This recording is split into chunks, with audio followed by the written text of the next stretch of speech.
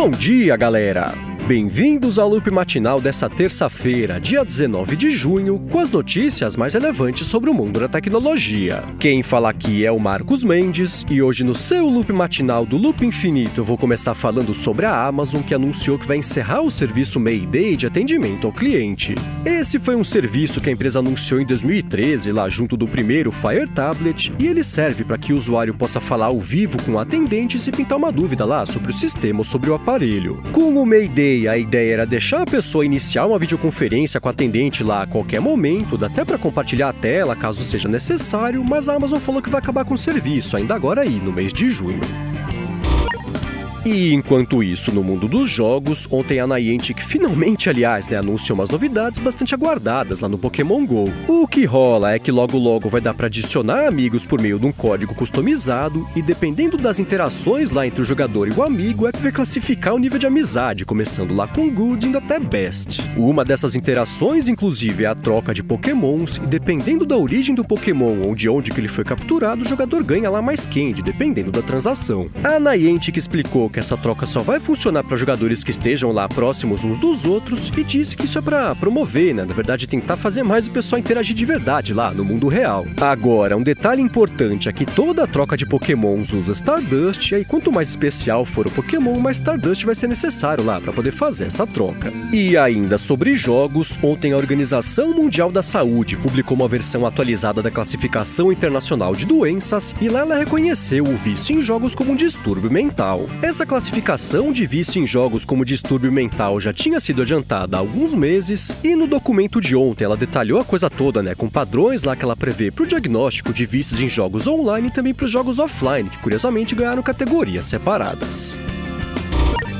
Bom, e já que o assunto é saúde e tecnologia, vamos falar sobre a fundadora da Theranos, que é Elizabeth Holmes, que foi indiciada por fraude pela Promotoria Federal dos Estados Unidos. O que rola é que basicamente a Theranos prometia lá um teste sanguíneo super avançado, com a tecnologia que conseguia lá medir níveis de tudo quanto era coisa, mas era tudo mentira. A Theranos sabia que não tinha como entregar os resultados que ela prometia para os clientes e para piorar, falou para os investidores que usava tecnologias proprietárias quando na verdade usava equipamentos da concorrência, equipamentos que já existiam no mercado. Essas mentiras todas fizeram a Theranos chegar a um valor de mercado de quase 10 bilhões de dólares, mas lá para 2015 o pessoal descobriu a fraude e agora tanto Elizabeth Holmes quanto o ex-CEO da empresa foram indiciados lá por conspiração corporativa e por terem colocado a vida do pessoal em risco, Aí agora eles podem pegar até 20 anos de cadeia, além de terem de pagar multas lá de coisa de 3 milhões de dólares cada um. E ainda sobre processos, a Comissão de Comércio Internacional dos Estados Unidos decidiu que a Apple infringiu pelo menos uma patente da Qualcomm relacionada lá a tecnologias de economia de bateria em modems. Essa decisão está relacionada a um processo que a Qualcomm abriu contra a Apple no ano passado, e nesse processo a Qualcomm tenta bloquear a importação de iPhones com modems da Intel para os Estados Unidos. O que rola é que a Apple divide a encomenda de fornecimento desses chips entre a Qualcomm e a Intel, e a Qualcomm alega que os iPhones com os chips da Intel estão quebrando as patentes dela.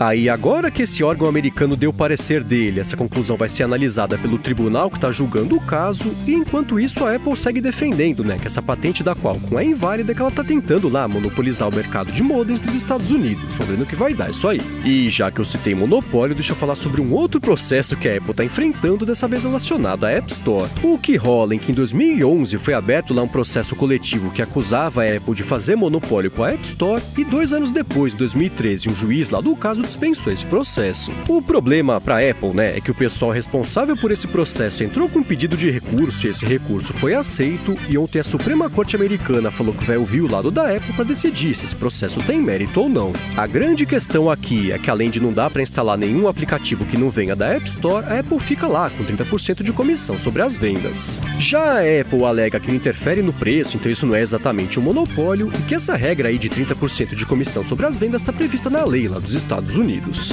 E por último, sobre processos, quem também se enrolou nos tribunais foi a Samsung, que foi condenada a pagar 400 milhões de dólares para o Instituto Coreano de Ciência e Tecnologia. O que rolou foi que o tribunal entendeu que a Samsung infringiu uma patente desse instituto, apesar da Samsung ter falado, que ajudou o instituto, na verdade, a desenvolver a tecnologia coberta por essa patente. A tecnologia em questão é um tipo de transistor lá que aumenta a performance e reduz o consumo de energia em chips, e a Samsung já prometeu que vai recorrer dessa decisão.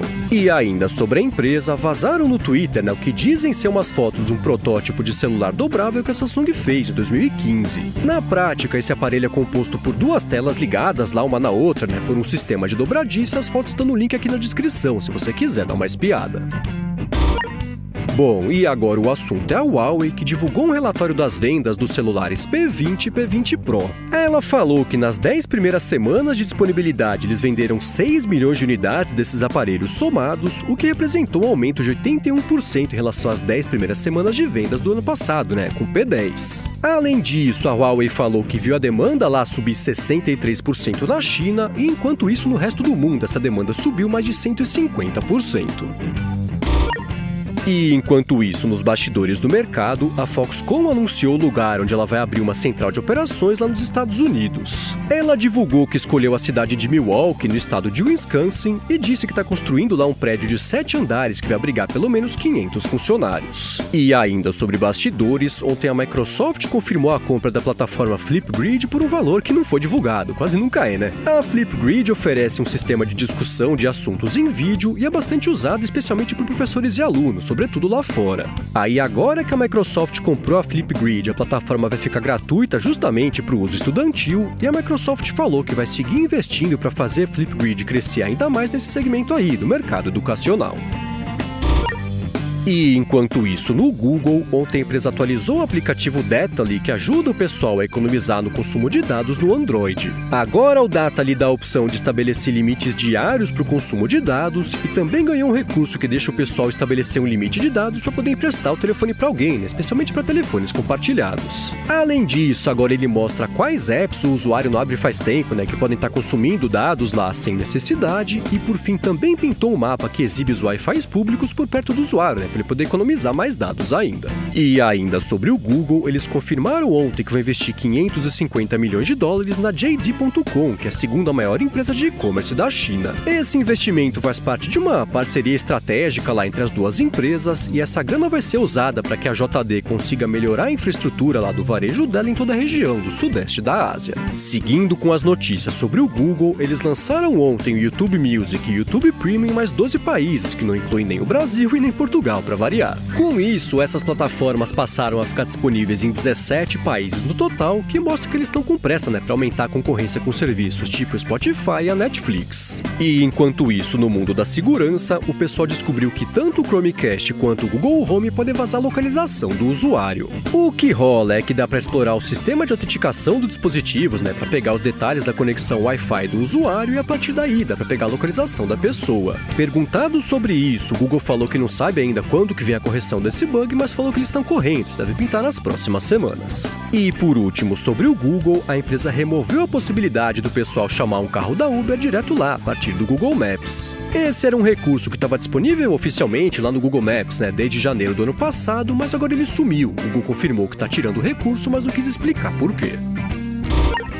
Bom, e agora eu vou falar sobre a Apple, que anunciou ontem que o iOS 12 vai compartilhar a localização do usuário quando ele chamar a emergência lá nos Estados Unidos. Isso é uma coisa que já acontecia em alguns países da Europa e também na Nova Zelândia, e agora isso também vai expandir para os Estados Unidos graças a um sistema que é um aplicativo também chamado Rapid SOS. E ainda sobre a Apple, e fechando o episódio de hoje, deixa eu comentar que ela confirmou a contratação de uma engenheira chamada Jaime Wade, que trabalhou na NASA já e recentemente também vinha ajudando o Google a fazer o sistema lá de carros autônomos da Waymo. Essa contratação mostra que, apesar desse papo aí do sistema de carros autônomos da Apple ter parado de virar notícia recentemente, ele segue a todo vapor, sendo desenvolvido lá nos laboratórios da empresa.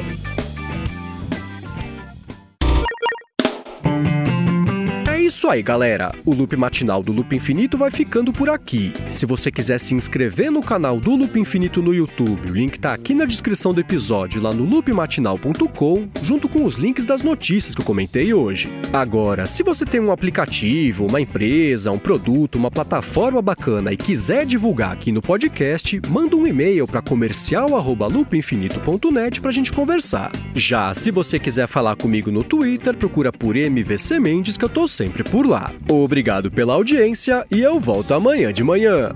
Falou!